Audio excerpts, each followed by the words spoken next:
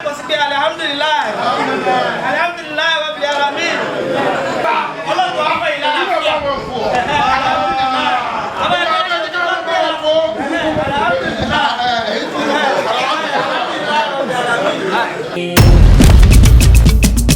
Ẹni wọ́n ní gbogbo ẹni rí ń bẹ̀ láyé pẹ̀lú ọ̀run fún wọn ẹ̀san rẹ̀ ló ń bẹ̀ rẹ́lẹ̀ mi ò ṣe ká ní orí kò tó bẹ̀ ò kọ́ lọ́ńdà mi pọ̀ máa wọ̀n èèyàn ẹni rí tó ń bẹ̀. ẹni rẹ̀ wọ́n ní kókó ṣùgbọ́n ẹni rí ń bẹ̀. Orúkọ tèmi ni Alhaji Jimoh Afeez Mufta Jimoh.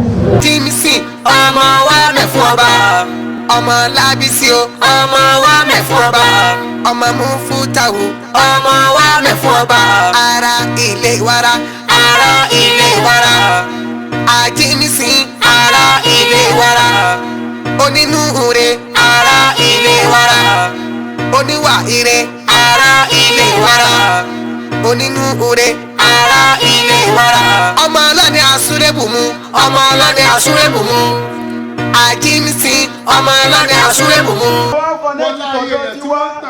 wọ́n láyé èèyàn tí ń tà wá fún lọ́wọ́. Nǹkan tó à ń ṣe lé ní múlé lọ́dún ni so à ń ṣe àjọyọ̀ ọpẹ́ Ọlọ́run ṣe pé àtúndélé ọdún kan sí tí àdàgbàdà pé kọ́lọ́run má fi lè ṣe àṣemọ́.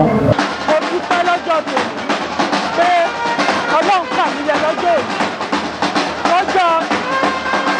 ọjọ́ díẹ̀ lónìí tó kojú ẹ̀mí mi àdúrà mi ni ti pé ó ṣe ọ̀pọ̀lọpọ̀ ọdún ìdáyé nínú ọlá ńlá àti àlàáfíà tọmọtọmọ tilétilé gbogbo àwọn àbúrò ẹ̀ tí má ṣe wá gbogbo wọn. Gbogbo ẹni tí ó bá jẹ́ olólùfẹ́ Alhaji wa Ajimson Olúwaníṣọlá yóò mọ̀ pé every 2nd of February speak about Ajimson Olúwaníṣọlá CEO Ajimson Oil and Gas. Àwọn yóò máa wò pé èwo wà ní tí àdírẹ́sì wa pọ̀ tó báyìí mo gbọ́dọ̀ àdírẹ́sì wọn tó báyìí nítorí pé Godfather ni Alhaji wa Ajimson ni wọ́n jẹ́ fún mi yàtọ̀ sí pé èmi jẹ́ àfa àwọn bàbá làwọn ṣe kíni làwọn jẹ́ fún mi inú àwọn tí à ń wẹ̀yìn nínú olówó tá à ń rí tọkàn wọn ń balẹ̀ òun ni Alhaji wa Ajimson ẹnìkan kan ò gba iwájú wa. I wish him long life and prosperity.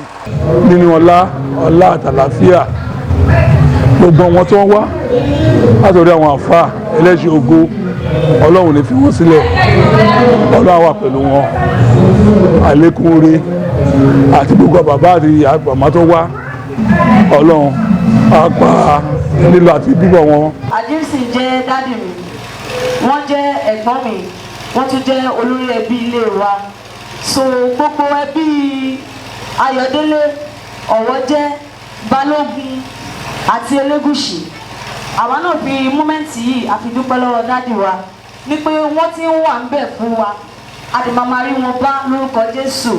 I do call him my mentor. I do call him my confidant. Despite he's my dad, he's my everything, and I love him so much. Ajimson ṣe kankan fún mi tó jọ mí lójú kò bá mi sọ rárá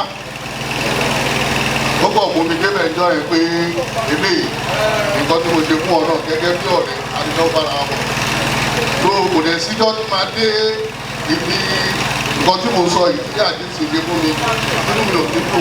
In the metamorphosis caused in this very estate, with the help of our amiable chairman, Mr. Peter Onyocho Monna.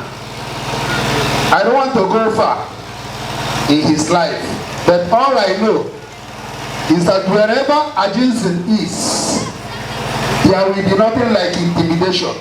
Alhaji Ajimson, wọ́n jẹ́ èèyàn kan tó wà straightforward. Wọ́n mọ̀ bọ́ ṣe ń ṣe báyìí. Philanthropist ni wọ́n.